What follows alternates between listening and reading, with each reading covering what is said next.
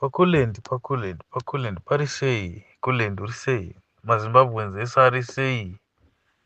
Aiwa, zvinofadza, upenyu huri kunakidza. Tiri kushanda Kuland, tiri kushanda. Tiri kuzvidyira mari dzedu dzeziya. Vamwe havasi kurara kuti vakumbire dzimotikari. Vamwe havasi kurara kuti vakirete content inoita kuti apiwe mota. Nhamo ndo dzinosiyana. Handisi kushaina, asi ndiri kungotaura zvekuti vanhu vadzidze kuzvishandira, kwete kumirira zvemahara. Zvemahara zvinokonzeresa. Anyway, pane nyaya yangu ndepekudai kule ndinava nenyaya yakanaka nhasi. Ndine nyaya yakanakisa yandinoda kuti maZimbabwean ose ainzwe. Kana ndiri wrong, ikoko amene ikoko. But nyaya ndinayo ndeyekudai. Smith zvaanga akakoloniza Zimbabwe, akakoloniza makore mangani. Right, zvandoziva ini Smith akatonga Rhodesia for 15 years. Kuland, zvandikutaura izvi handisi kutaura zvesecret, ndikutaura zvinhu zvandinotoziva, zvandakaverenga mumabhuku. Kana nhasi wakada kuzvitsvagawo uchazviwana. Saka ndoda kuzama kuti Smith akatonga Zimbabwe for 15 years. Maroad ese auri kuona aya ari kuda naFirst naSecond naCameroon nakupi, ndongoti muHarare mese. Maroads aya akavakwa ini pa15 years. Kwete maroad chete. Town yeHarare yaya kuti icreatwe kuti inzi Salisbury. Yainzi Salisbury. Ndizvo? I'm sure Salisbury. Yakavakwa yaya pa15 years. Yanga yatovapo. Pa15 years. Mutare yaya yanga yatovapo pa15 years. Kwekwe ine zita raaipiwa before yainzi Kwekwe, kune zita racho. Amen, zvitsvage muchazviwana. Pa15 years yanga yatovako. Bulawayo pa15 years yanga yatovapo. Anakadoma matowns akatowanda akagadzirwa for pa15 years dzakatongwa kumana wayo.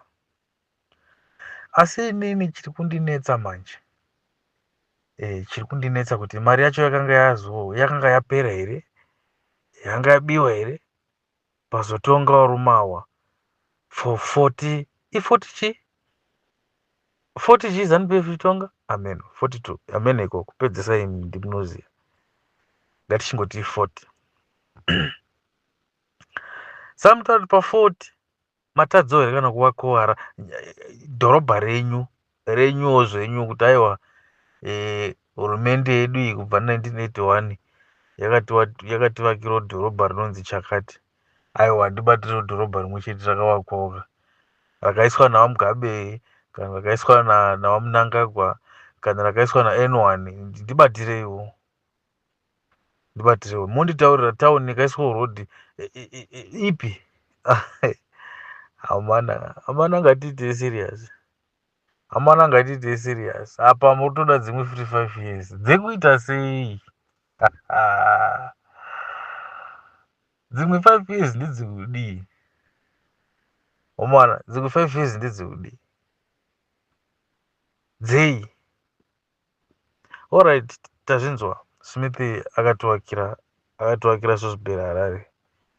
Alright, dai makachingosiya henyu Harare makachizvivakirawo yenyu town paside, makaratidza vanhu kuti aiwa ndo ivhu kuvanhu yamaitaura iyi, ndo one man vote yamaitaura iyi, makatisirawo dhorobha paside ramunozonongedzera kuti aiwa takavakapo. Nekuti marodhi ese aripo ayaya zvakakiretwa naSmith.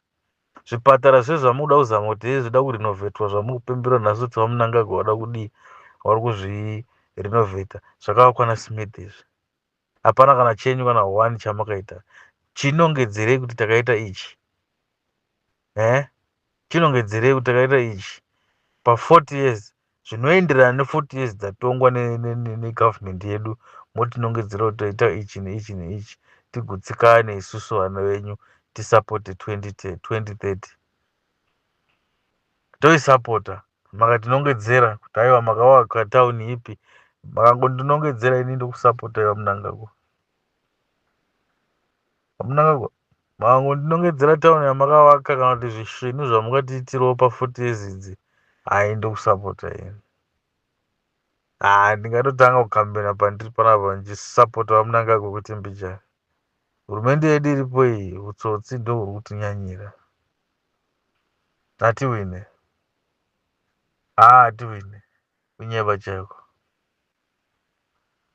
Ndati Smith akatonga just 15 years anga atocreata zvese izvi, anga atoprograma maroads, atorovera matara, mafarms akavhurwa pa15 years, zvese izvo zvazvatovako. Mafactory anga atori mastrong factory aisupplya kunze kwenyika uku. Mwana wechikoro aichakapedza aiti unotsvaga basa wedha kuHarare kana kupi, kusina zvese izvi kutengesa kumbari, kusina magaba. Magaba ndingangoti magaba ndezvamanje, nguva yaMugabe vanhu vakutonetseka. Kulendi imboitaura nyaya ndirikuzama kutaura iyi, ndibvunzirewo kune mapolitician, deidza mapolitician eZANU-PF kana kuti deidza vanhu vari muhurumende, imbotsvaga kana munhu wani wehurumende womubvunza kuti chii chamaita chinodarika zvakaitwa naSmith. Zvapera here zvekuita pana kuti muswere muchidaidza kuti 2030. Unoziva dai waita chinhu chihombe chinoshandura nyika iyaya wodedzera 2030, aiwa munosapotwa varume. Sei 2030 iri kugedageda iyi? Sei iri kugedageda? Havazvibvunzi, havazvioni. Kule ndimbodedza munhu wani wekuZANU-PF, mugare naye pasi timbomunzwa paredho achitaura kuti sei vari kutadza zvakaitwa naSmith zvaakaita for 15 years, zviri kutadzwa nehurumende yedu for 40 years. Chii? Ngavataure matambudziko acho, toda kuziva marizeni acho. Tikaziva marizeni tikanzwisisa, aiwa toasapota. Toasapota kule. Chotadza chii? Chotadza chii? Chii chisimo muZimbabwe chinomisa kuti hurumende yedu itadze kuendera mberi neupenyu? Una muri muZimbabwe muya makamira varo, bhozi unoona zvinoitika. Nyika yedu yeZimbabwe yaya kuti isimuke haitombode zvese zvakawanda-wanda. Tikawana ana Chivhayo vaya vakaita kana kuti 20, motivakira mafactory, motivhurira makambani. Ngavavhure makambani mahombe anana Cycle Cement, makambani mahombe. Musativhurira makambani ependi, pendi yekupendesa motivhurira moti mavhura factory. Modeidzana kuti uyai muvhure, kwaita kambani, takunovhura kambani, iri kambani yependi. Yeti tinofanira kunge tichivhura makambani akafanana namakambani esimende. Ndokwazvinotangira. Saka ndoda kuzama kuti kwakaita ana Chivhayo, ngatiti 30 vanhu vavovhura mafactory avo. Nokuti unoona kuti Zimbabwe paikaya kunokolonizwa kana kuti pakauya pakatanga kuvakwa Zimbabwe, vanhu vayo vaibva kuBritain vayo vanga vasingongorana naTombode vaifamba murodhi zvipurunyenye. Vanhu vanga vatori mabhizinesimeni kunana Britain uku, vaitouya nemari dzavo kunoinvesta kuZimbabwe panguva yaSmith. Hurumende yedu ndopaisiri kuona manje kuti Smith akakasika kuboosta sei. Kuye kwakauya mabillionaires kuZimbabwe kuya. Vasvika unotenga land kuna Smith, otanga kuipaza land kutanga kuti 1. Vanga vari vanhu vane mari vese, vanhu vese vakauya kuZimbabwe vaya. Havasi vanhu vemustriti vaingoti handei kuAfrica, handei kuZimbabwe tinotora land. Vaitotenga land iyaya. Vatenga land iyaya votanga kudevelopa, votanga kuvaka mafactory, vamwe vachirima, vamwe vachiita mombe, vamwe vachidini. Zimbabwe yanambotora makore akawanda, just 15 years pakatonga murume uya. Taisa zvayanga yava. Alright, pa40 years dai kurunzwa karamba vachingoendera mberi zvavo, Zimbabwe ngadai iri chii? Asi takaita vanhu vane udyire, vanoda kuisa matumbu avo, ndo vakaparadza zvese izvi. Uchine mukaka hatina kuhuona, vakauparadza. Mari yese vapedza kuidya, mari yakasiyana naSmith vapedza kuidya. ndosaka vakucreata tumaproblems tumadepartment department of chakati kuti vakwanise kudya radio motikari yakudirwa license, motikari radio risingashandi, maakuzama kuvhuravhura kuti muone kudya. ndosaka ndiri kuti Smith paakatanga nyika iyayi yavarumeka akadedza vanhu vane mari vakauya kunobhusta nyika iyayi. ndosaka ndiri kuti vana Chivhayo mari dzamuinadzo vakumana, kana muida katsoona kuti ZANU-PF ichahwina sei kana kuti inohwina sei, vhurai macompanies muone, vhurai big companies nemari idzo dzamuri kutambisa nyi muchipa vanhu motikari muchipa nyi motikari kuti morarowera asisina kana mari. Mota iyo yoenda kuscrap yotengeswa, yakuscrapura zvapera, mari yawakashandisira 200,000 kuti upe munhu ngomupa chete, ari kuishandisei, haana production hata nayo. Tivhurire kampani, mari dzese dzawapedzawo kupa vanhu, vhura kampani, factory, big factory. Alright, ingovhura Cycle Cement yacho ingoitirwa muZimbabwe, cement itirwe muZimbabwe, iwanike muZimbabwe, itengeswe muZimbabwe. Whether uda kutengesa muZimbabwe uda kutengesa kunze kwenyika, it's fine, just open one factory rekupenga rokuti ndera Chivhayo. Rinenge rakatakura vanhu meno 2000 people, company one.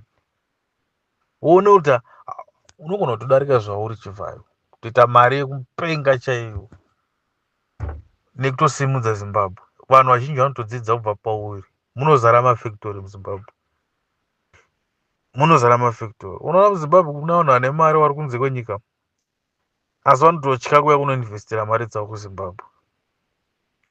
Kuna vanhu vane mari inotyisa maZimbabweans ari kunze uko, yekuti izvozvizvi kana masefu vanouya vakavhura mafactory, Zimbabwe yatanga kutorana. Imbomirai kuita zvimapolitics zvenyu zvekudzinga vanhu vane mari. Imbomirai varume, imbomirai zvekudzinga vanhu vane mari muchivaishandisira zvimutemo zvinorwadza. Toda kuti Zimbabwe ibudirire. Musapa vanhu mota mahara. Vanhu vamuri kupa mota mahara hazvina kana production hazviri kupa kunyika, hazvina kana even tax inouya kuZimbabwe kuti anzi mari iyo ichazosekwira, hazvina kana sendi. Mari mota iyo mangwana inorovera munhu iye asisina kana sendi. Mota yescrapura yotengeswa yamheno yakukandira huko kuruzevha. Handisi kukukriticize varume, ichenjedzo yokutoonawo nekuverenga kwandakaita kuti Smith angotonga just 15 years but anga atosimudza Zimbabwe iyoya zvokuti Harare yakavakwa naSmith. Ngatisade kunyepera, hurumende iripo hamuna kana chenyu chamakaisa paya. Mabuilding chaichawo muri kutokundikana kumarenovate. Kumbare kuya yese yakavakwa naSmith, zvese zvazvo muri kutokundikana kuzvirenovate. Mbare yese yaya madhodha ari pese pese, room 1 rugara vanhu 15, aive matoilets akuiswa karumu kuti vanhu vanonga vachigererana musoro imomo mutoilet imomo. Muri kundikana, matadza, hurumende yedu kutadza, hurumende haina chaichagona nekuti haichisina mari, oro else azara vanhu vanohura meno. 15 years, just 15 years, Smith anga atovaka Harare, anga atovaka Bulawayo, anga atovaka tumatowns twese twatiri kuvhaira nazo nhasi, tusisina kana muto wese wakaenda nemvura, muto wakarwa pasi. Zimbabwe haina chainacho. Saka ana Chivhayo, kana muine mari zveshuwa dziri dzechokwadi, mari dzamuinadzo dzisiri dzekuti muri kupiwa, vhurai mafactory. Factory ikatakura vanhu 2000, munogona kungoitawo MP mawaitira efactory imomo. ZANU-PF ikakuhwinisa, makahwiniswawo nevanhu hamune mapinza mabasa. I think that is the best way. Izvo kupa vanhu mota, vanhu vanokanganwazvo, nokuti mota is just gore munhu asisina, anenge akutogaya kutoitengesa. Kuti inini ndine mari ndakaenda ndikamutaura ndishama ndipo headlights ndokupa 1000 ndaisa pamota yangu, harambe anonditengesera headlights icho pake usabepa, because haanzi kurwadza kwemotikari. Munhu anorwadzira nemotikari munhu akaitenga kuti mota yekupiwa, kuna zvakadaro. Tikupedza nguva rume, pedza nguva chaiko chaiko. Saka zvimwe zvatinoita kumana, hai, ngationei. Tinotenda hangu, haiwa.